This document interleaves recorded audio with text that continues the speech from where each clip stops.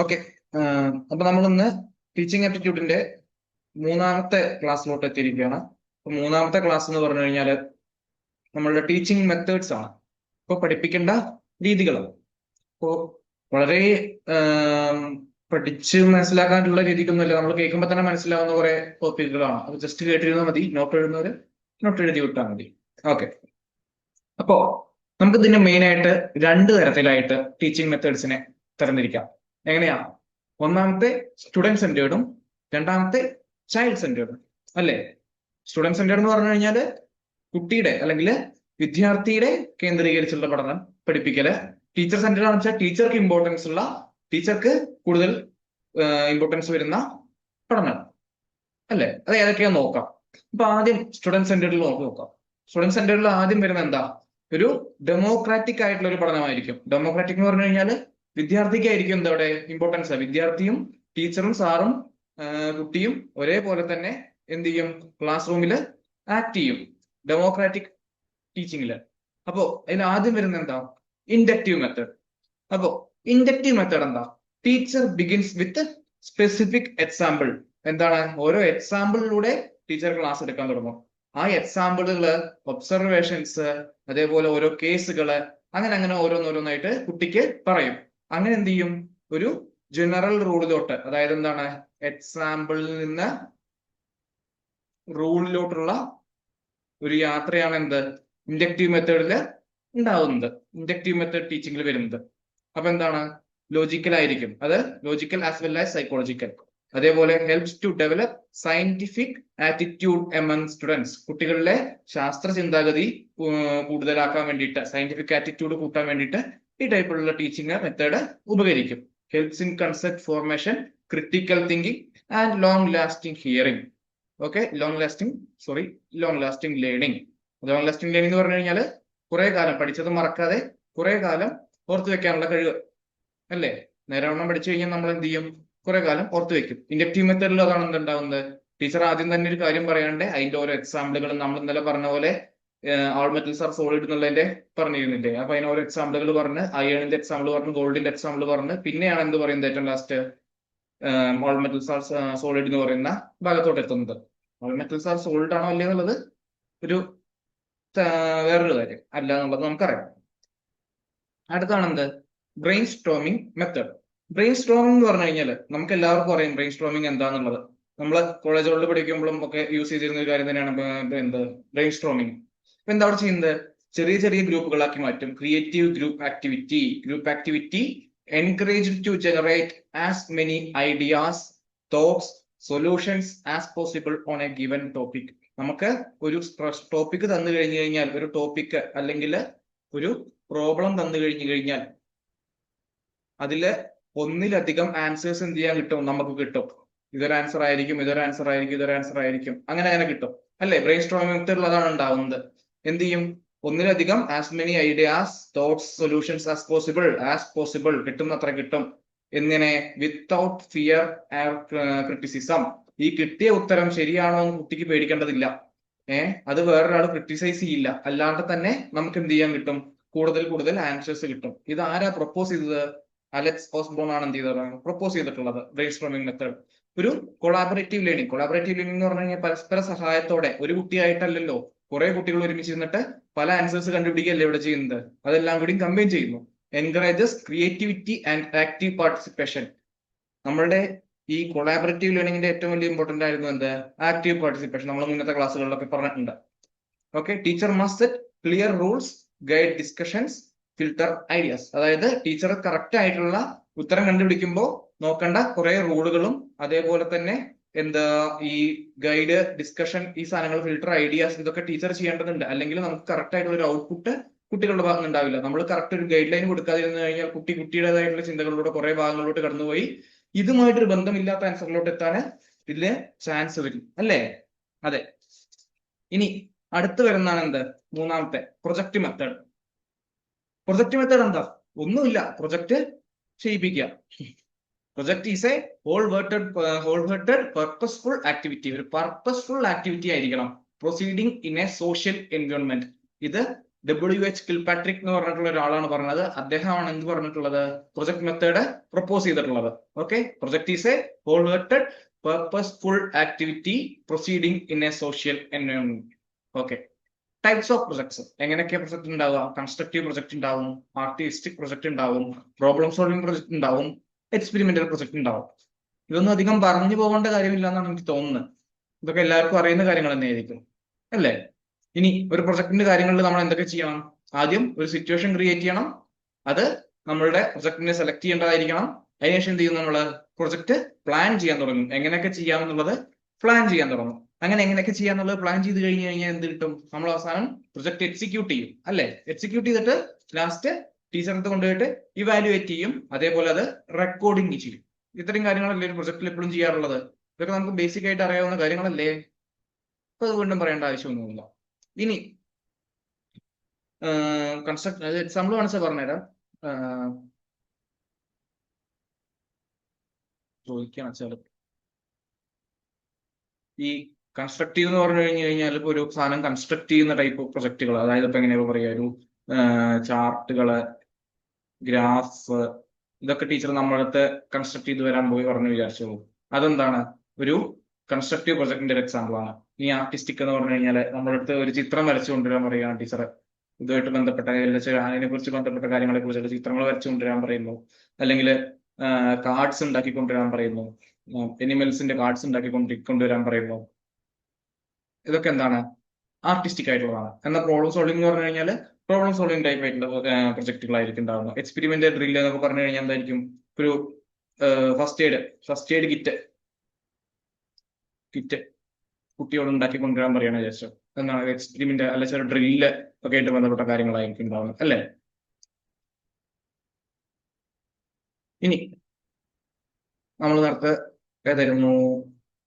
Problem solving method. Problem solving method എന്ന് പറഞ്ഞു കഴിഞ്ഞാൽ എന്താ? Learning occurs by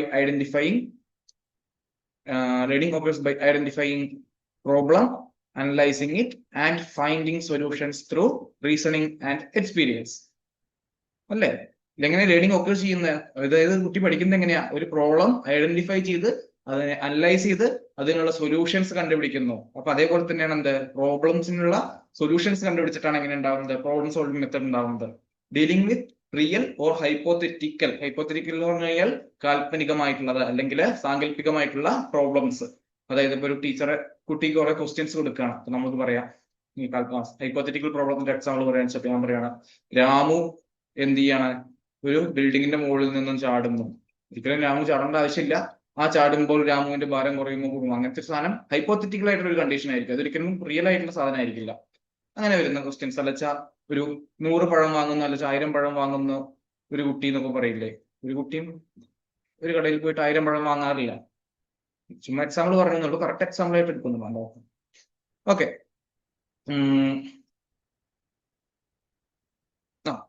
dealing with real or hypothetical problems under ടീച്ചറുടെ ഗൈഡൻസിന്റെ അണ്ടറിൽ നമ്മളിത് ചെയ്യുന്നു. അതാണ് എന്ത്? Problem solving method. ഇത് ശരിക്കും എന്താണ്? ഏറ്റവും ബെസ്റ്റ് മെത്തേഡാണ്. കാരണം എന്താ? കുട്ടി practical and meaning full learning ആണ് ഇവിടെ നടക്കുന്നത്. കുട്ടിക്ക് എന്ത് ചെയ്യാൻ പറ്റുന്നുണ്ട്? ആ പ്രോബ്ലങ്ങളെ കുറിച്ച് മനസ്സിലാക്കിയിട്ട് അതിൽ വരുന്ന മാറ്റങ്ങളെ മനസ്സിലാക്കിയിട്ട് ക്രിട്ടിക്കൽ തിങ്കിങ്ങിലൂടെ കുട്ടിക്ക് എന്ത് ചെയ്യാൻ പറ്റും?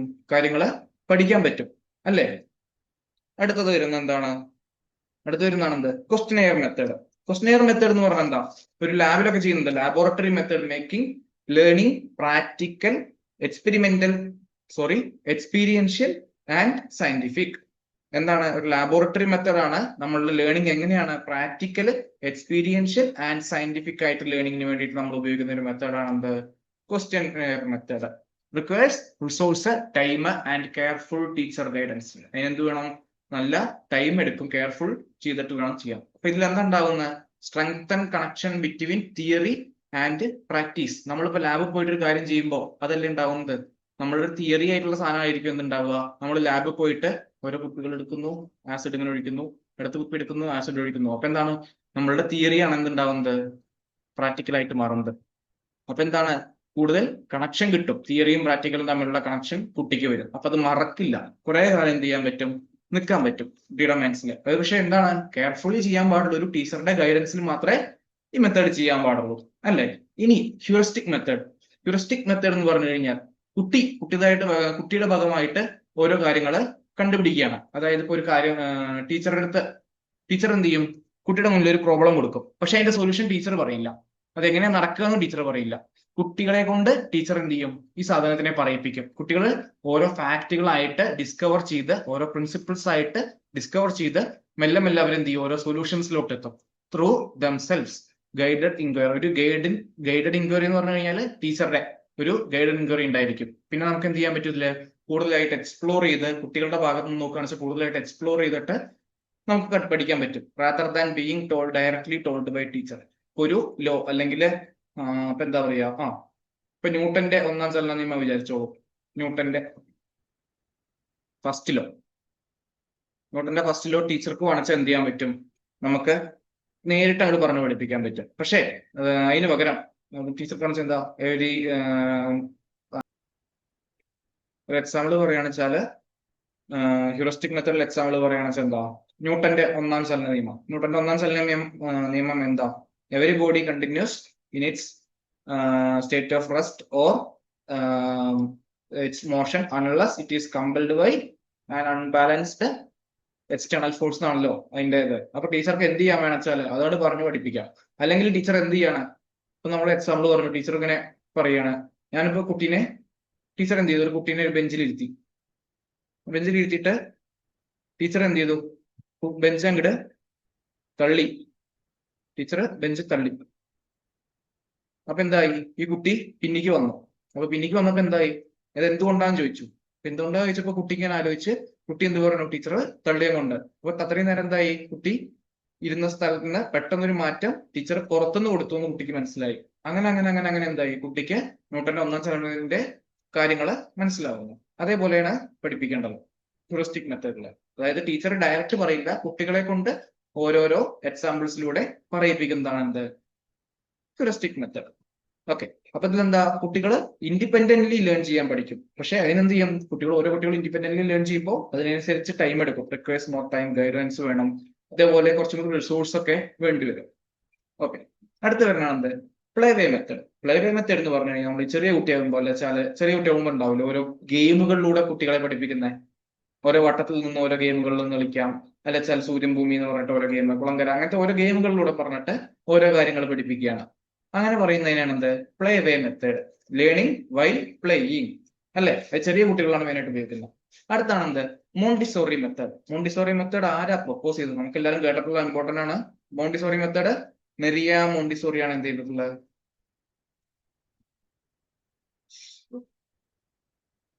പ്രൊപ്പോസ് ചെയ്തിട്ടുള്ളത്. അപ്പൊ എന്താ ഇവിടെ ചെയ്യുന്നത്, കുട്ടിയുടെ ഓരോ പഠനങ്ങളും കുട്ടി കണ്ടുപിടിക്കുന്ന പോലെ fosters independence, creativity, concentration and holistic development. വിദ്യാഭ്യാസത്തിലുള്ള കാര്യങ്ങൾ മാത്രമല്ലാണ്ട്, നമ്മുടെ ടെക്സ്റ്റ് ബുക്കിലെ കാര്യങ്ങൾ മാത്രമല്ലാണ്ട് കുട്ടിയുടെ ക്രിയേറ്റിവിറ്റി, കുട്ടിയുടെ കോൺസെൻട്രേഷൻ, കുട്ടിയുടെ ഒരു 360 ഡിഗ്രി ആയിട്ടുള്ള ഒരു ഡെവലപ്മെന്റ്, ഇതൊക്കെയാണ് എന്ത് ചെയ്യുന്നത്, ഫോസ്റ്റർ ചെയ്യുന്ന. Requires train teachers. ഇതിന് മോണ്ടിസോറി മെത്തേഡ് ചെയ്യാൻ മോണ്ടിസോറി മെത്തേഡ് ട്രെയിൻ ചെയ്തിട്ടുള്ള ടീച്ചേഴ്സ് വേണം. അതേപോലെ അതിന് യൂസ് ചെയ്തിട്ടുള്ള സ്പെഷ്യൽ മെറ്റീരിയൽസ് യൂസ് ചെയ്തിട്ട്, അതേപോലെ മോണ്ടിസോറി ക്ലാസ് റൂം എൻവയോൺമെന്റ്സ് വെച്ചിട്ടൊക്കെയാണ് എന്ത് ചെയ്യേണ്ടത്, മോണ്ടിസോറി മെത്തേഡ് നമ്മൾ പഠിപ്പിക്കേണ്ടത്.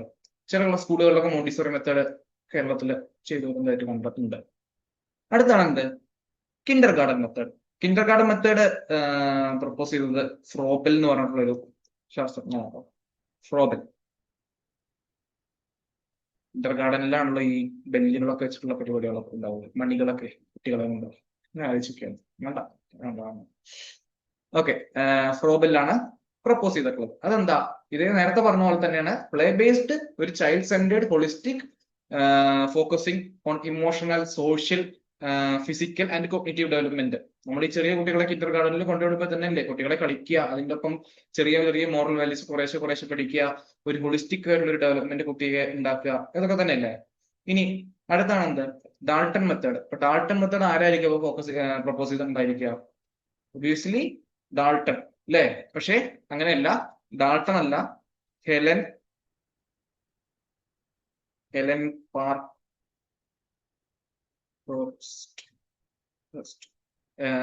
പാർക്ക്ഹേസ്റ്റ് എന്ന് പറഞ്ഞിട്ടുള്ള ഒരു സയന്റിസ്റ്റ്, ഒരു വനിതാ ശാസ്ത്രജ്ഞയാണ് എന്ത് ചെയ്തിട്ടുള്ള ഒരു സ്കൂൾ നടത്തിയിരുന്ന ഒരു ശാസ്ത്രജ്ഞ ഇത് ഡെവലപ്പ് ചെയ്തിട്ടുള്ളത്. അപ്പൊ ഇത് സ്കൂൾ ഓഫ് ഡാൾട്ടൺ എന്ന് പറഞ്ഞ സ്കൂളിലാണ് നടത്തിയത് 1919 കേട്ടോ.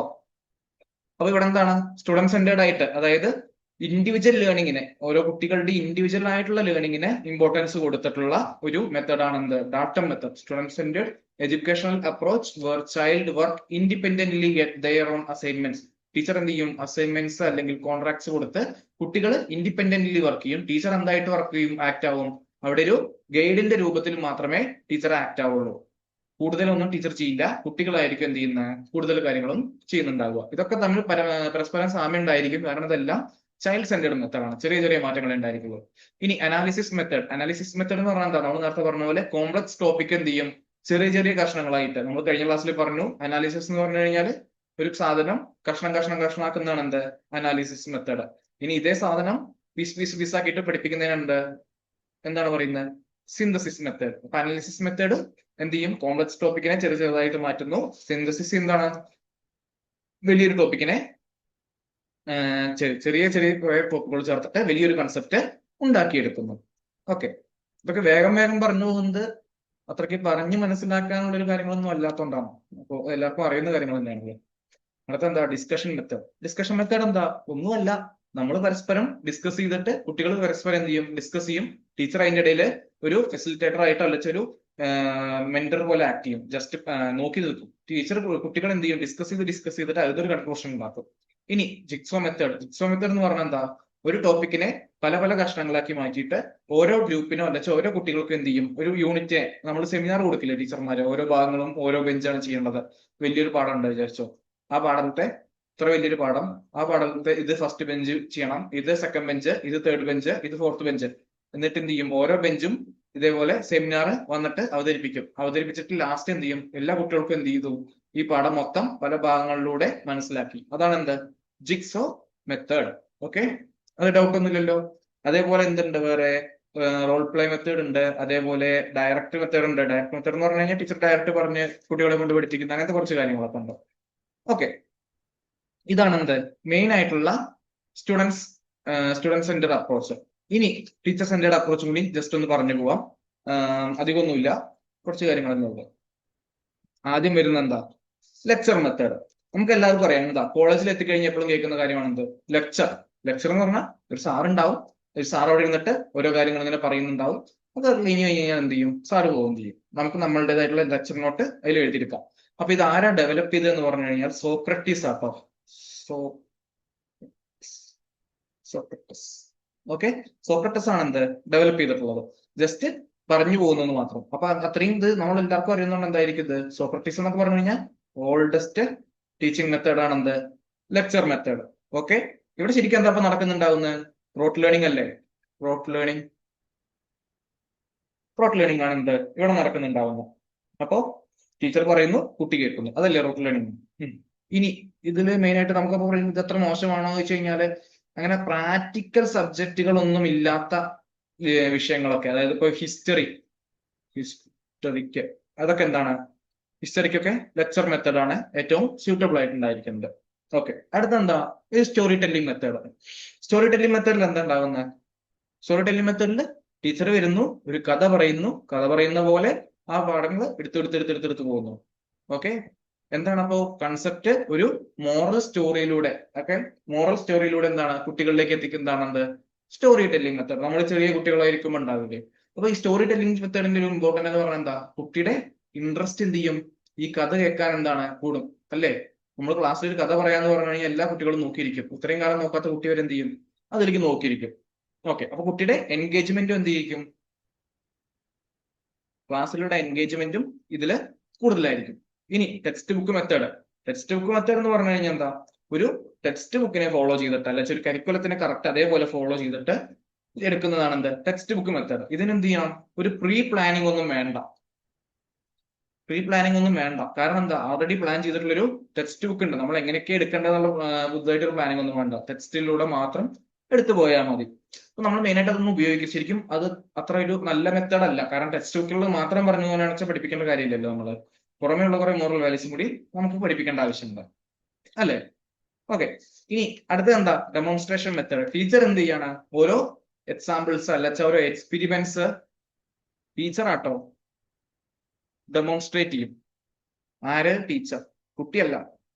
കുട്ടിക്ക് ഇവിടെ എന്തില്ല, പക്ഷെ കുട്ടി കാണും, പക്ഷെ കുട്ടിക്ക് നോ ഹാൻഡ്സ് ഓൺ എക്സ്പീരിയൻസ്.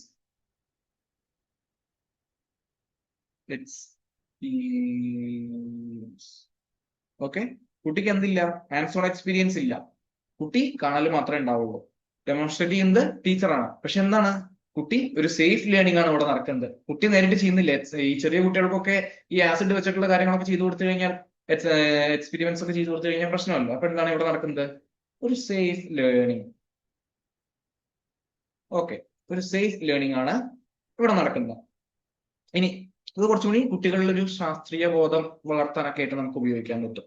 അടുത്ത് ഡിഡക്റ്റീവ് മെത്തേഡ്. നമ്മൾ എന്താണ്, ടീച്ചർ സെന്ററിലാണ് ഡിഡക്റ്റീവ് മെത്തേഡ് വരുന്നത്. എന്നാൽ ഇൻഡക്റ്റീവ് മെത്തേഡിൽ ഏതാണ് വരുന്നത്? നമ്മളുടെ സ്റ്റുഡന്റ് സെന്ററിലാണ് ഇൻഡക്റ്റീവ് മെത്തേഡ് വരുന്നത്. ഈ ഡിഡക്റ്റീവ് മെത്തേഡ് പ്രൊപ്പോസ് ചെയ്തത് ആരാണ്? അരിസ്റ്റോട്ടിൽ ആണ്. അരിസ്റ്റോട്ടിൽ ആണ് എന്ത് ചെയ്തിട്ടുള്ളത്? ഒരു ഡിഡക്റ്റീവ് മെത്തേഡ് പ്രൊപ്പോസ് ചെയ്തിട്ടുള്ളത്. നമ്മൾ നേരത്തെ പറഞ്ഞു ഇൻഡക്റ്റീവ് മെത്തേഡ് എന്ന് പറഞ്ഞാൽ എന്തായിരുന്നു? നമ്മൾ ഇൻഡക്റ്റീവ് മെത്തേഡ് എങ്ങനെയായിരുന്നു പറയുന്നത്? കുറെ എക്സാമ്പിൾ പറഞ്ഞിട്ട് റൂളിലോട്ട് എത്തുന്നു. അപ്പോ ഇതെന്തായിരിക്കും?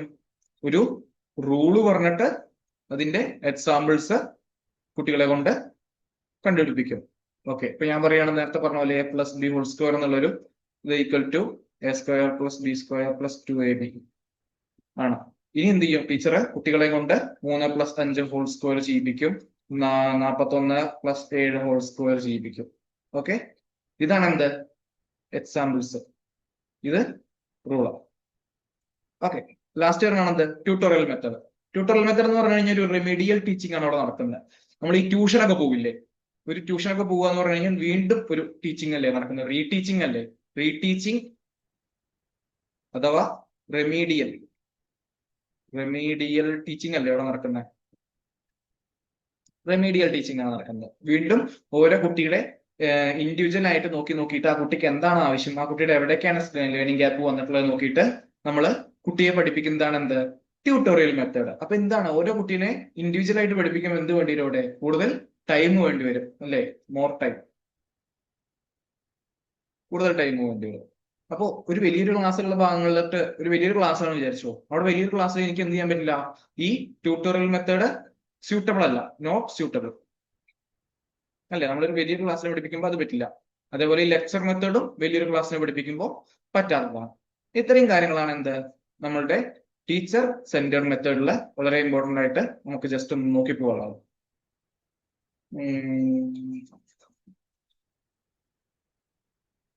ഓക്കെ, ഇനി അടുത്തതാണ് എന്ത്? Assessments and evaluation. ഇപ്പൊ നമ്മൾ ക്ലാസ്സിലൊക്കെ ഉണ്ടാകുന്ന സമയത്ത് നമ്മൾ ടീച്ചറൊക്കെ പറയുന്നുണ്ടാവും, നമ്മൾ നാളെ ഇവാലുവേഷൻ ആണ്, അല്ല മറ്റന്ന വാലുവേഷൻ ആണ്. ചെറിയ കുട്ടിയാകുമ്പോൾ നമുക്ക് എന്താ സാധനം എന്ന് മനസ്സിലായില്ല, പക്ഷെ നമുക്ക് ലീവ് കിട്ടുന്ന ഒരു വിചാരം ഉണ്ടായിരുന്നു നമുക്ക്, അല്ലേ? ഓക്കെ, അപ്പോ എന്താണ് അസസ്മെന്റ്, എന്താണ് ഇവാലുവേഷൻ? അപ്പൊ അസസ്മെന്റും ഇവാലുവേഷനും മാത്രമല്ല, അതിന്റെ ഒപ്പം ഒരു മെഷർമെന്റ് എന്നുള്ളൊരു കാര്യം കൂടി വരുന്നുണ്ടോ? ഓക്കെ, അപ്പൊ ആദ്യം മെഷർമെന്റ് നോക്കാം. ഇപ്പൊ മെഷർമെന്റ് എന്താ? അളക്കുക. അളക്കുക എന്ന് പറഞ്ഞു കഴിഞ്ഞാൽ എന്താ? ജസ്റ്റ് ഒരു ക്വാണ്ടിറ്റിനെ യൂസ് ചെയ്യുക, ക്വാണ്ടിറ്റി ആയിട്ട് മാറ്റുക, ഒരു നമ്പർ അല്ലെങ്കിൽ ഒരു ക്വാണ്ടിറ്റി. അപ്പൊ എന്തായിരിക്കും മെഷർ ചെയ്യുന്നത് നമ്മളിവിടെ? കുട്ടിയുടെ മാർക്ക് അല്ലേ? ഒരു പരീക്ഷ കഴിഞ്ഞു, ആ കുട്ടിക്ക് ഒരു 50 മാർക്ക് ഉണ്ട് 100-ല് എന്നുള്ളത് എന്താ? ഒരു ക്വാണ്ടിറ്റി അല്ലേ? ഇതൊരു ക്വാണ്ടിറ്റി. ആ ക്വാണ്ടിറ്റി എന്ത് ചെയ്തു? ഞാൻ അളന്നു. ഈ സംഭവം എന്താ? 50 എന്താ? 100-ല് കുട്ടി അച്ചീവ് ചെയ്ത സാധനമാണ്, അച്ചീവ് ചെയ്തത് അല്ലേ? അപ്പൊ describe how much A learner has achieved. ഒരു ലേണർ എത്ര അച്ചീവ് ചെയ്തു എന്നുള്ളത് അളക്കുന്നു. അതിലെന്താണ് ഇമ്പോർട്ടൻസ് എന്ന് പറഞ്ഞു കഴിഞ്ഞാൽ എന്താ? എക്സ്പ്രസ്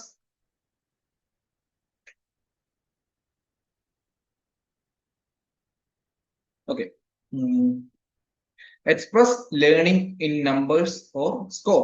അതിലെന്താ? നമ്പർ ആയിട്ടോ ഒരു സ്കോർ ആയിട്ടോ. നമ്പർ എന്ന് പറഞ്ഞു കഴിഞ്ഞാൽ ഇപ്പൊ എന്താ? 5 മാർക്ക് ഉണ്ട്, 10 മാർക്ക് ഉണ്ട്, അല്ല 20 സ്കോർ കുട്ടിയെ 100-ല് എന്നൊക്കെ പറഞ്ഞു കഴിഞ്ഞാൽ എന്താ? അങ്ങനെയാണ് നമ്മളിത് അളക്കുന്നത്.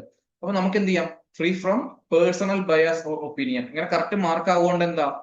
കുട്ടി നല്ലതാണോ മോശമാണോ എന്നുള്ളതല്ലാണ്ട് കറക്റ്റ് ഒരു ഒപ്പീനിയനിൽ പേഴ്സണൽ ബയാസ് അല്ല, പേഴ്സണൽ ഒപ്പീനിയന് പകരം കുട്ടിയുടെ കറക്റ്റ് മാർക്ക് നമുക്ക് ഇതിന് കിട്ടും. ഓക്കെ, നമ്മളിപ്പോ ഒരു ചെറിയൊരു കുട്ടീനെ കുറിച്ചിട്ട് അവൻ എങ്ങനെയാണ് ആ വിഷയത്തിൽ പഠിക്കാന്ന് വെച്ച് കഴിഞ്ഞാൽ ഞാൻ എന്റെ പേഴ്സണൽ ഒപ്പീനിയൻ ആണ് പറയാ. പക്ഷെ ഞാൻ എന്ത് ചെയ്തു? അതിന് പകരം അവനൊരു പരീക്ഷ ഇട്ട് കൊടുത്തിട്ട് നോക്കുമ്പോൾ അവന് ഇത്ര മാർക്ക് കിട്ടി. അപ്പൊ എനിക്ക് എന്ത് ചെയ്തു? എന്റെ പേഴ്സണൽ ബയാസ്, ഇപ്പൊ എനിക്ക് കുട്ടിയുടെ അടുത്ത് കുറച്ച് സോഫ്റ്റ് കോർണർ ഉണ്ട് വിചാരിച്ചാൽ ഞാൻ കുഴപ്പമില്ല, നല്ല കുട്ടിയാണ്, അത്ര പഠിക്കില്ല, ചില മിടുക്കനാണെന്നൊക്കെ പറയും. അപ്പൊ ആ ഒരു പേഴ്സണൽ ബയാസ് ഇല്ലാണ്ട് നമുക്ക് കാര്യങ്ങൾ മനസ്സിലാക്കാൻ വേണ്ടിയിട്ടാണ് എന്ത് ചെയ്യുന്നത്, മെഷർമെന്റ് നടത്തുന്നത്. അതിന് വേണ്ടിയിട്ട് നമുക്ക് ഫിക്സ്ഡ് ടൂളുകൾ ഉണ്ട്, അതിന് ഓരോ പ്രൊസീജിയേഴ്സ് ഉണ്ട്. പ്രൊസീജിയേഴ്സ് എന്ന് പറഞ്ഞാൽ മാർക്കിംഗ് പ്രൊസീജിയേഴ്സ് ഉണ്ടല്ലോ, അതേപോലെ ഓരോ മെഷേഴ്സ് ഓൺലി ക്വാണ്ടിറ്റി. അപ്പൊ എന്താണ്, കുട്ടിയുടെ മാർക്കേ നമ്മൾ നോക്കുന്നുള്ളൂ. നേരത്തെ പറഞ്ഞ പോലെ ആ കുട്ടി എങ്ങനെ പഠിക്കാന്ന് പറഞ്ഞു കഴിഞ്ഞാൽ ഞാൻ പറഞ്ഞത് എന്താ, മാർക്ക് 50-ല് 100-ല് 50 ഞാൻ പറയുന്നത്. അല്ലാണ്ട് ആ കുട്ടി അടിപൊളിയാണെന്നോ അല്ല ആ കുട്ടി പഠിക്കാൻ മിടുക്കനാണെന്നോ അല്ല ആ കുട്ടി സൂപ്പർ ആണെന്നോ ഞാൻ പറയുന്നില്ല. അപ്പൊ എന്താ, മെഷർമെന്റിൽ എന്തേ അളക്കുള്ളൂ, കുട്ടിയുടെ മാർക്ക് അല്ലച്ച ക്വാണ്ടിറ്റി ആയിട്ടുള്ള കാര്യം മാത്രമേ അളക്കുന്നുണ്ടാവുള്ളൂ. ഇനി ലെവൽസ് ഓഫ് മെഷർമെന്റ്, ഇപ്പോ ഇത് പ്രീ വൈക്യൂലൊക്കെ കുറെ കണ്ടിട്ടുള്ളതാണ് ലെവൽസ് ഓഫ് മെഷർമെന്റ്. അപ്പൊ ഏതൊക്കെയാ, 4 ലെവലാണ് മെയിൻ ആയിട്ടുള്ളത്. അപ്പൊ ഒന്നാമത്തെ ആണ് എന്ത്, നോമിനൽ, രണ്ടാമത്തെ ഓർഡിനൽ, മൂന്നാമത്തെ ഇന്റർവെൽ, നാലാമത്തെ റേഷ്യോ. ഓക്കെ, അപ്പൊ ഇത് ഓരോന്നോരോന്നായിട്ട് നോക്കാം. അത് നോമിനൽ സ്കെയിൽ എന്ന് പറഞ്ഞു കഴിഞ്ഞാൽ ഒരു എക്സാമ്പിൾ പറയുകയാണ് ഞാൻ. എന്റെ ആധാർ നമ്പർ, ഓക്കെ, എന്റെ ആധാറിന് ആദ്യം 2 എന്താ പറയുക, ആധാർ നമ്പർ, അല്ലെങ്കിൽ എന്റെ ഫോൺ നമ്പർ, അല്ലെങ്കിൽ എന്റെ റോൾ നമ്പർ, ഇതൊക്കെ എന്താ ഒരു നോമിനൽ സ്കെയിലാ അല്ലേ, ഒരു നോമിനൽ ആയിട്ടുള്ള സ്കെയിലല്ലേ നടക്കുന്നത്. കാരണം എന്താ, ഇതിപ്പോ ഒരു റോൾ നമ്പർ എന്റെ ഒരു 19 വിചാരിച്ചോ, ഇവിടെ എന്തില്ല, പക്ഷേ ഓർഡർ ഇല്ല. എന്റെ തൊട്ടടുത്തവന്റെ റോൾ നമ്പർ എന്താണ്, 20 അപ്പൊ എനിക്ക് പറയാൻ പറ്റുമോ 19 മാർക്ക് കുറവാണ്, 20 കൂടുതൽ എന്ന് എനിക്ക് പറയാൻ പറ്റുമോ? ഇല്ലല്ലോ. ഇതൊരു ഓർഡർ ഉള്ളതല്ലോ. ഓർഡർ എന്ന് ഉദ്ദേശിച്ച് 19-20 എന്നുള്ളതല്ല, ഹയസ്റ്റ് ഓർഡർ ഏതാണ്, ഏറ്റവും അടിപൊളി ഏതാണ്, അല്ല ഏറ്റവും നല്ല കൂടുതൽ മാർക്ക് എന്ന് പറയുന്ന പോലെ നമുക്ക് പറയാൻ പറ്റില്ലല്ലോ. ഇപ്പൊ 100 മാർക്കാണ് 50 മാർക്കിനേക്കാൾ കൂടുതൽ പറയുന്ന പോലെ 20 റോൾ നമ്പർ ആണ് ഏറ്റവും നല്ലത് 19 റോൾ നമ്പറിനേക്കാൾ എന്ന് പറയാൻ പറ്റുമോ? ഇല്ല. അപ്പൊ എന്താണ് അവിടെ, നമുക്കൊരു കമ്പാരിസൺ പറ്റില്ല. No comparison, also no order. Okay, അതാണ് എന്ത്, നോമിനൽ സ്കെയില്. അടുത്ത പേരാണ് എന്ത്, ഓർഡിനൽ സ്കെയില്. നോമിനൽ സ്കെയിൽ എന്താ നമ്മൾ പറഞ്ഞ, ഓർഡർ ഇല്ല. അപ്പൊ എന്താണ്, ഓർഡിനൽ സ്കെയിലിൽ എന്തുണ്ടാവും, ഒരു ഓർഡർ ഉണ്ടായിരിക്കും.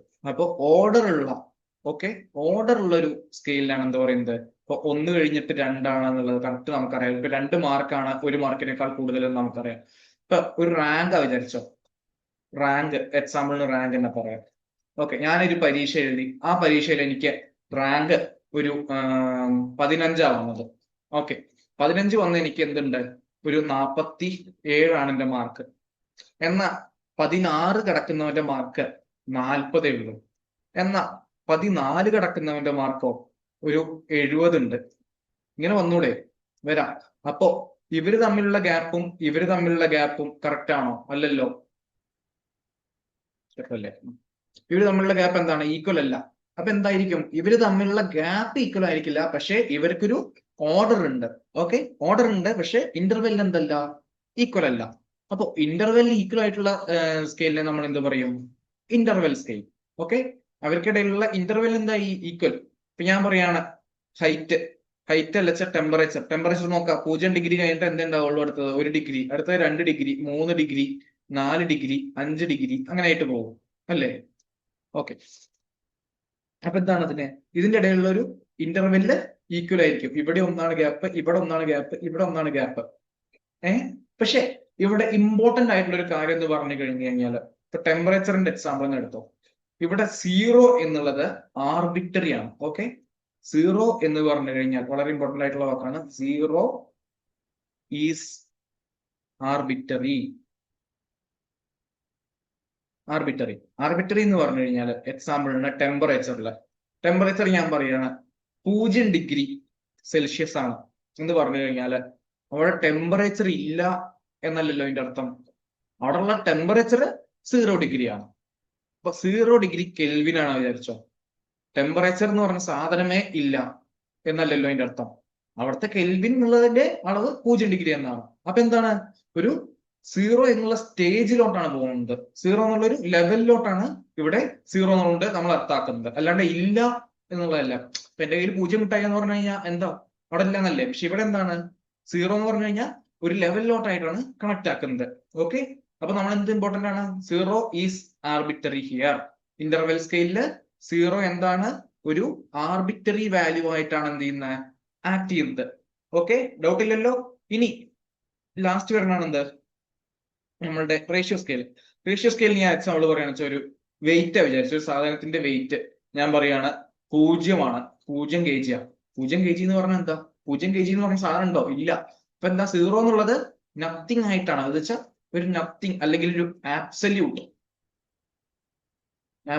0 ആയിട്ട്, അല്ലെങ്കിൽ ഒരു റിയൽ 0 ആയിട്ടാണ് എന്ത് ചെയ്യുന്നത്? അവിടെ 0 ആക്ട് ആവുന്നത്. ഇതാണ് എന്ത്? ഇന്റർവെൽ സ്കെയിലും റേഷ്യോ സ്കെയിലും തമ്മിലുള്ള ഡിഫറൻസ്. ചോദിച്ചിട്ടുണ്ട് മുന്നത്തെ ക്വസ്റ്റ്യൻസിലൊക്കെ, ഇമ്പോർട്ടന്റ് ആണ്. ഓക്കെ, ഇതാണ് എന്തുള്ളത്? 4 സ്കെയിലുകൾ ഉള്ളത്. അപ്പൊ നമുക്ക് ഇതിന്റെ എക്സാമ്പിൾ എന്ത് പറയാം? Height, age, width, number of items. എന്റെ കയ്യിൽ 0 മിഠായി ആണെന്ന് പറഞ്ഞു കഴിഞ്ഞാൽ എന്താ? എന്റെ കയ്യിൽ മിഠായി ഇല്ല എന്നാണ് അർത്ഥം, അല്ലെ? ഓക്കെ, മനസ്സിലായി എന്ന് കരുതുന്നു. ഇനി അടുത്തതാണ് എന്ത്? അസസ്മെന്റ്സ്. നമ്മൾ എന്ത് ചെയ്തു? മെഷർ ചെയ്തു. കുട്ടിക്കുള്ള മാർക്ക് നമ്മൾ മെഷർ ചെയ്ത് വെച്ചു. ഇനി നമ്മൾ എന്ത് ചെയ്യും? ഇതിനെ അസസ് ചെയ്യും, അല്ലെ? അസസ് ചെയ്യുന്നു. അസസ്മെന്റ് എന്ന് പറഞ്ഞു കഴിഞ്ഞാൽ അസസ്മെന്റ് ചെയ്യുന്നു. അസസ്മെന്റ് ചെയ്യാന്ന് പറഞ്ഞു കഴിഞ്ഞാൽ എന്താ? നമ്മളിവിടെ മെഷർ ചെയ്യുമ്പോൾ നമ്മൾ എന്ത് ചെയ്യില്ല? തമ്മിൽ കമ്പയർ ചെയ്യില്ല കേട്ടോ. മെഷർ ചെയ്യുമ്പോൾ തമ്മിൽ കമ്പയർ ചെയ്യില്ല. ജസ്റ്റ് ആ കുട്ടിയുടെ മാർക്ക് ഇത്ര ഉണ്ടെന്ന് മാത്രം എടുത്തു വെക്കുന്നു. നോ കമ്പാരിസൺ ആണ് ഇവിടെ നടക്കുന്നത്. എന്നാൽ അസസ്മെന്റിൽ എന്ത് ചെയ്യും?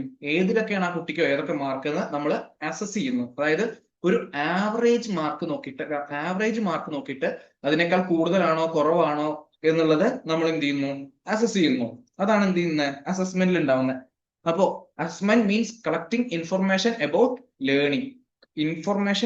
Learning through different vase. ആ ഡിഫറെന്റ് വേസ് എന്തൊക്കെയാ? ടെസ്റ്റുകള്, ഒബ്സർവേഷൻ, അസൈൻമെന്റ്സ്, ഇങ്ങനത്തെ കാര്യങ്ങളൊക്കെ. ഒബ്സർവേഷൻ, അസൈൻമെന്റ്സ് എന്തിനു വേണ്ടിയിട്ട്? ഇംപ്രൂവ് ലേണിംഗ്, കുട്ടിയുടെ പഠനം ഒന്നുകൂടി ഇമ്പ്രൂവ് ആക്കാൻ വേണ്ടിയിട്ട്. Teacher observes how A student solves problem. Teacher എന്ത് ചെയ്യുന്നു? നോക്കുകയാണ് ഒരു കുട്ടി എങ്ങനെയാണ്, അത് ഏതൊക്കെ വഴികളിലൂടെ. മാത്സിന്റെ ഇപ്പൊ ഒരു ക്വസ്റ്റ്യൻ എളുപ്പമുള്ള വഴിയിലൂടെയും സോൾവ് ചെയ്യാൻ പറ്റും, ബുദ്ധിമുട്ടുള്ള വഴികളിലൂടെയും സോൾവ് ചെയ്യാൻ പറ്റും. ആ കുട്ടി ബുദ്ധിമുട്ടുള്ള വഴികളിലൂടെയാണ് സോൾവ് ചെയ്യുന്നതെന്നാണോ എളുപ്പമുള്ള വഴികളിലൂടെയാണ് സോൾവ് ചെയ്യുന്നതെന്ന് ടീച്ചർ നോക്കുന്നു. ആ ക്വസ്റ്റ്യൻ കംപ്ലീറ്റ് ഹോംവർക്ക്, കുട്ടി എങ്ങനെയൊക്കെയാണ് ഹോംവർക്ക് ചെയ്യുന്നത്, അല്ലെങ്കിൽ കുട്ടി ഹോംവർക്ക് ചെയ്യുന്നുണ്ടോ എന്നുള്ള കാര്യങ്ങൾ എന്ത് ചെയ്യുന്നു? ടീച്ചർ അവിടെ അസസ് ചെയ്യാണ് ചെയ്യുന്നത് അസസ്മെന്റിൽ. ഓക്കെ,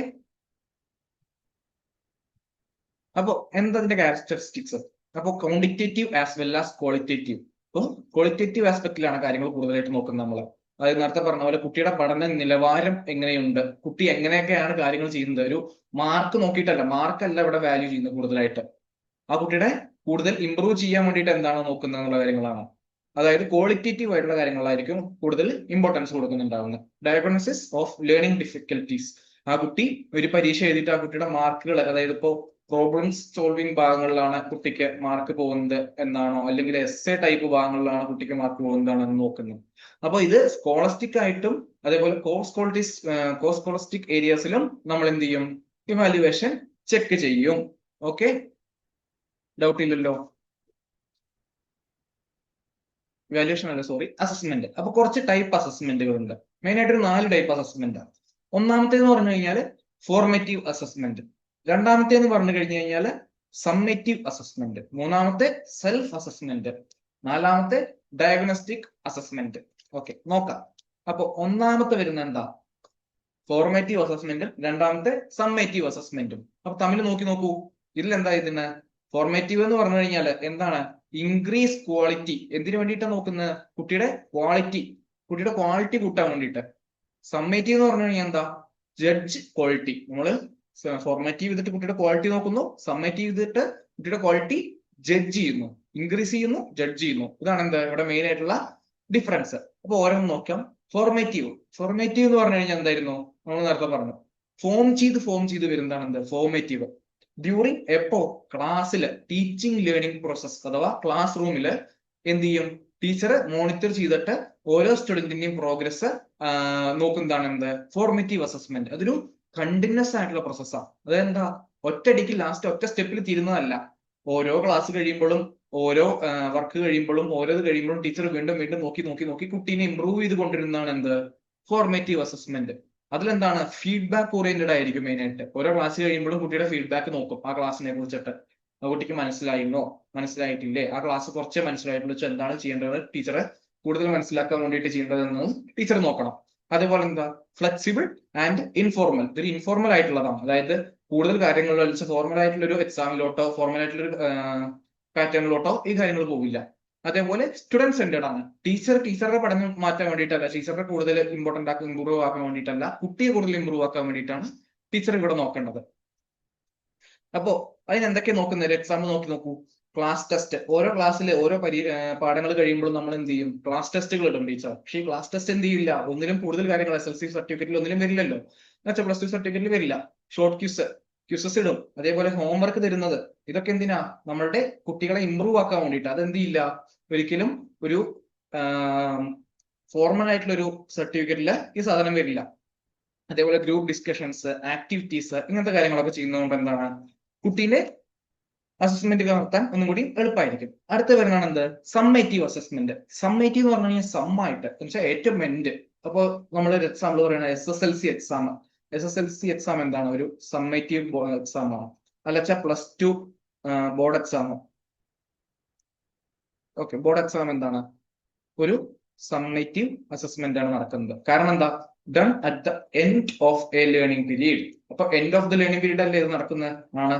ആ ക്ലാസ് കഴിഞ്ഞ എല്ലാ ക്ലാസ്സുകളും കഴിഞ്ഞിട്ട് ലാസ്റ്റ് നടക്കുന്നത് at the end of the unit. ഒരു യൂണിറ്റ് അല്ലെങ്കിൽ ഒരു ടേമിൽ കഴിയുന്ന നമ്മളുടെ ഓണപരീക്ഷ അല്ലെങ്കിൽ ക്രിസ്മസ് പരീക്ഷ അല്ലെങ്കിൽ അക്കാഡമിക് സെഷൻ കഴിയുന്ന സെം എക്സാം. ഈ സെം എക്സാം ഒക്കെ എന്താണ്? ഈ പറയുന്ന സമ്മേറ്റീവ് അസസ്മെന്റ് ആണ്. To the level of achievement, promote students to the next level. അടുത്ത ലെവലിലേക്ക് കുട്ടി 10ാം ക്ലാസ് കഴിഞ്ഞിട്ട് +1 +2 പോകണമെന്ന് നോക്കാൻ വേണ്ടിയിട്ടുള്ളതാണ് എന്ത്? ഈ സംഭവം. സെം എക്സാം 3rd സെം കഴിഞ്ഞിട്ട് 4th സെമ്മിൽ കുട്ടി പഠിക്കണോ നോക്കാൻ വേണ്ടിയിട്ടുള്ളതായിരിക്കും എന്ത്? 3rd സെമ്മിലെ എക്സാം അല്ലേ? Evaluate effectiveness of teaching. അപ്പൊ എന്താണ്? ഇതൊരു പ്ലാൻഡ് ആയിട്ടുള്ള ഒരു ആക്ടിവിറ്റി ആണ്.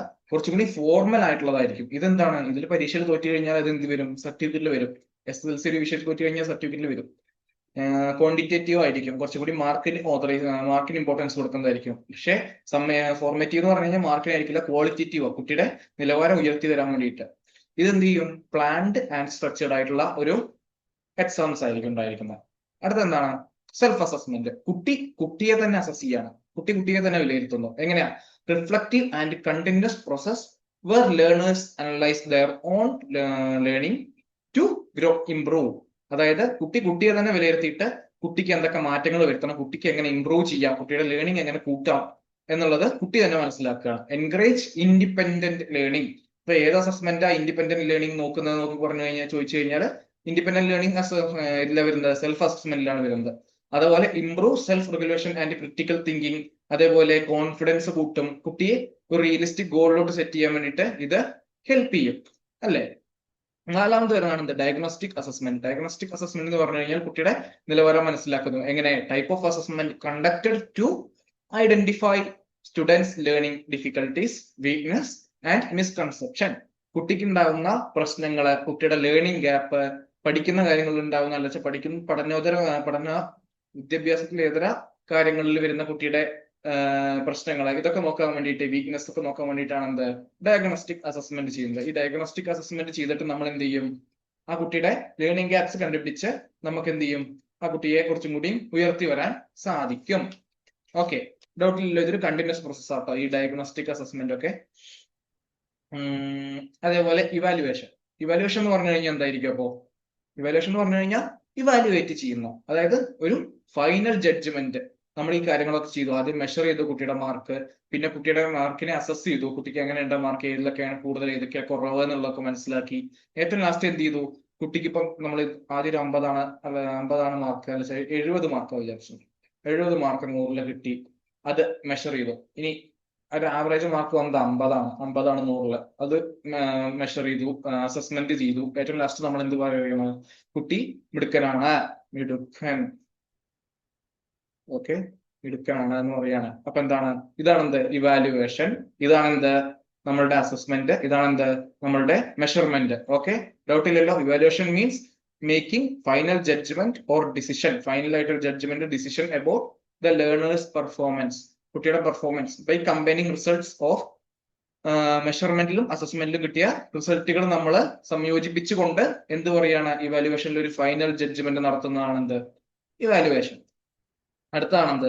It includes both measurement and assessment. നമ്മൾ നേരത്തെ പറഞ്ഞു, it tells how good or how effective the learning is. പഠിക്കുന്നത് എത്ര ഗുഡാണ്, എത്ര നല്ല രീതിയിലാണ്, എത്ര എഫക്റ്റീവിലൂടെയാണ് പഠിക്കുന്നത് എന്ന് മനസ്സിലാക്കുന്നു. അതേപോലെ ടീച്ചിങ് ലേണിംഗിന്റെ എഫക്റ്റീവ്നെസ് മനസ്സിലാക്കുന്നു.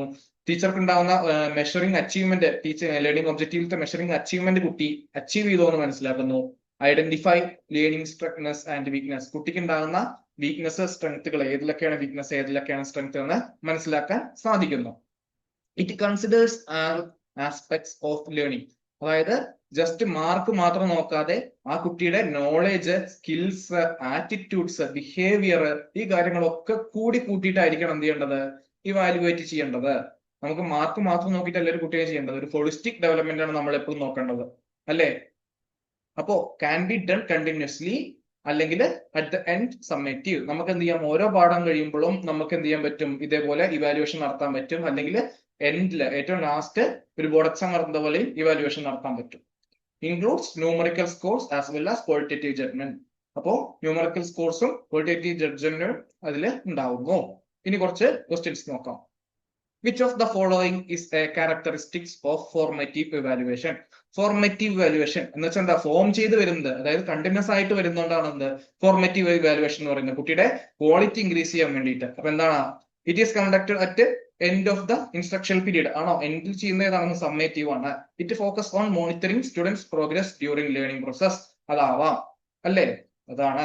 It used solely assign grades, അതൊന്നുമല്ല. It only concentrated with final exams during results, അല്ല. അപ്പൊ ഓപ്ഷൻ എന്താണ്, ഓപ്ഷൻ ബി ആണ് answer.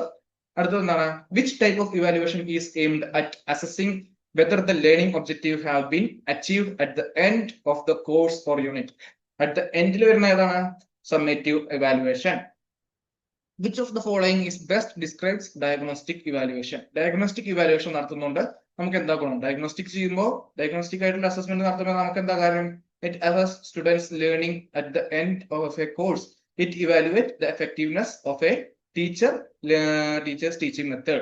It identifies students' learning needs before instruction begin. It measures the cumulative knowledge of students have all gained over the time. എന്താണ് അപ്പൊ വരുന്നത്, it has the students learning at the end of the course ആണോ, അല്ല, അത് summative അല്ലേ വരുന്നുള്ളൂ. ഇത് എന്താണ്, ലാസ്റ്റ് വരുന്ന it measures the cumulative knowledge students have gained all over the time. Okay. അടുത്ത പറയുന്നത് എന്താണ്, which of the following is an example of a criterion referenced evaluation. Standardised exams criterion based എന്ന് പറഞ്ഞ ഒരു ക്രൈറ്റീരിയ ഉണ്ടായിരിക്കും. ആ criteria പാസ്സായവർക്ക്, അതായത് ഇപ്പൊ ഒരു UGC നെറ്റ് എക്സാമോ വിചാരിച്ചോ, വല്ല വേറെ എന്തെങ്കിലും ഒരു പരീക്ഷ എക്സാം വിചാരിച്ചോ, അതിലൊരു 50-ല് ഒരു 30 മാർക്ക് കിട്ടിയാൽ മാത്രമേ എന്ത് ചെയ്യുള്ളൂ, ആ എക്സാം പാസ്സാവുള്ളൂ എന്നുള്ള ഒരു ക്രൈറ്റീരിയ ഉണ്ടാവും, ഓൾറെഡി സെറ്റ് ചെയ്തിട്ടുണ്ടാവും. അങ്ങനത്തെ ഇവാലുവേഷൻസ് ആയിരിക്കും നോക്കുന്നത്.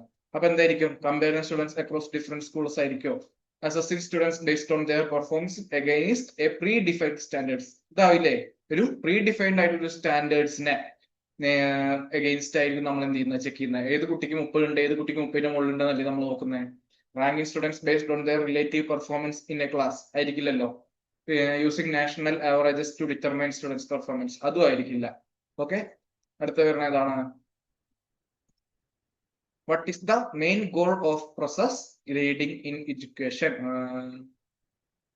To determine the level of achievements based on a fixed scale, to provide a feedback for improving teaching, to evaluate overall curriculum effectiveness, to measure students improvement for time. Main goal എന്തിനുള്ളത്, grading system കൊണ്ട് ഉപയോഗിക്കുന്നത്. എന്താ grading system കൊണ്ട് ഉപയോഗിക്കുന്ന പറഞ്ഞു കഴിഞ്ഞാൽ, ഒരു determine the level of achievement, കുട്ടിയുടെ ലെവൽ ഓഫ് അച്ചീവ്മെന്റ് മനസ്സിലാക്കാൻ വേണ്ടിയിട്ടാണ് ആ ഗ്രേഡ്. അതായത് ഏത് ലെവൽ വരെ എത്തിയെന്ന് ഗ്രേഡ് നോക്കിയിട്ട്, C ഗ്രേഡ് ആണെച്ചാൽ, ചെസ് ഗ്രേഡ് ആണെച്ചാൽ ഏത് ലെവലിൽ എത്തിയെന്ന്, കുട്ടിയുടെ വിദ്യാഭ്യാസം ഏത് ലെവലിൽ എത്തി, അല്ലെങ്കിൽ കുട്ടി ഏതൊരു അച്ചീവ് ചെയ്തെന്ന് മനസ്സിലാക്കാൻ വേണ്ടിയിട്ടല്ലേ നമ്മളിത് ഉപയോഗിക്കുന്നത്. അപ്പൊ ഓപ്ഷൻ എ ആണെന്ത് ആൻസർ. ഇനി what is the primary purpose of summative evaluation. Summative evaluation കൊണ്ടുള്ള പ്രൈമറി പർപ്പസ് എന്താണ്, സമ്മേറ്റീവ് ഇവാലുവേഷന്റെ പ്രൈമറി പർപ്പസ് എന്താ, to provide feedback during learning process ആണോ, to assess students during progress and mastery of learning outcomes at the end of the course, to monitor emotional and social development ആണോ, അല്ല. To develop students creating learning strategies ആണോ, അല്ല. Option B ആണ്, end of the course. Okay. Summative എന്ന് കേൾക്കുമ്പോൾ തന്നെ അതാണ് ആലോചിക്കേണ്ടത്. In the context of evaluation, എന്താണ് വാലിഡിറ്റി എന്നുള്ളതിന്റെ ഒരു അർത്ഥം എന്നാണ് ചോദിച്ചിരുന്നത്. The degree of which assessment consistently produces the same result. the degree of which an assessment measures what it intended to measure, the fairness of an assessment in terms of students' socio-economic background, the ability of an assessment to be completed within specific time frame. ഇത് ശരിക്കും answer വരുന്നത് എന്ന് പറഞ്ഞു കഴിഞ്ഞാൽ ഇതില് B ആണ് answer വരുന്നത്. അതായത് എന്താണോ മെഷർ ചെയ്യേണ്ടത് അത് മാത്രം മെഷർ ചെയ്യുന്നു. Okay, measure what it is intended to measure. എന്താണോ മെഷർ ചെയ്യേണ്ടത് അത് മാത്രം മെഷർ ചെയ്യുമ്പോഴാണ് എന്ത് ഒരു കാര്യം വാലിഡ് ആണെന്ന്, ഒരു അസസ്മെന്റ് ഒരു വാലിഡ് ആണെന്ന് പറയാൻ പറ്റുക, ഇവാലുവേഷൻ വാലിഡ് ആണെന്ന് പറയാൻ പറ്റുക. ഓക്കെ, അത് ഡൗട്ട് ഉണ്ടാവരുത്. ചിലർക്ക് ഡൗട്ട് ഉണ്ടാവാൻ ചാൻസ് ഉണ്ട്, ഇതൊക്കെ വരാലോ നമുക്ക് ചോദിക്കാം. പക്ഷെ ആൻസർ വന്നിട്ടുള്ളത് ബി ആണ്. How does AI based assessment enhance evaluation? ഒരു AI ബേസ്ഡ് അസസ്മെന്റ് കാരണം എന്താ ഉണ്ടാവുന്നത്? By completely replacing human teachers ആയിരിക്കുമോ? അല്ല. By providing instant personalised feedback ആവാം. കാരണം പെട്ടെന്ന് തന്നെ കിട്ടുകയല്ലേ ചെയ്യുന്നത്. ഫോക്കസിങ് ട്രഡീഷണൽ ഇവാലുവേഷൻ മെത്തേഡ് ആണോ? അല്ല. By eliminating need of course objectives ആണോ? അല്ല. അപ്പോൾ ഓപ്ഷൻ ബി ആണ്. ഓക്കെ, ഡൗട്ട് ഇല്ലല്ലോ? ഓക്കെ, ഇത്രയും കാര്യങ്ങളാണുള്ളത്. ഒരു 2 ക്ലാസ്സിനുള്ളിൽ നമുക്ക് ബാക്കിയുള്ള ക്ലാസ്സുകൾ കൂടി തീർക്കാൻ പറ്റും. ബാക്കി കുറച്ച് ടോപ്പിക് ഉണ്ട്. എന്തെങ്കിലും മാറ്റം വേണമെന്നുണ്ടെങ്കിൽ അല്ലച്ചാൽ ഏതെങ്കിലും പുതിയ ടോപ്പിക്ക് നോക്കണം എന്നുണ്ടെങ്കിൽ അത് കമന്റ് ചെയ്യാം. Thank you.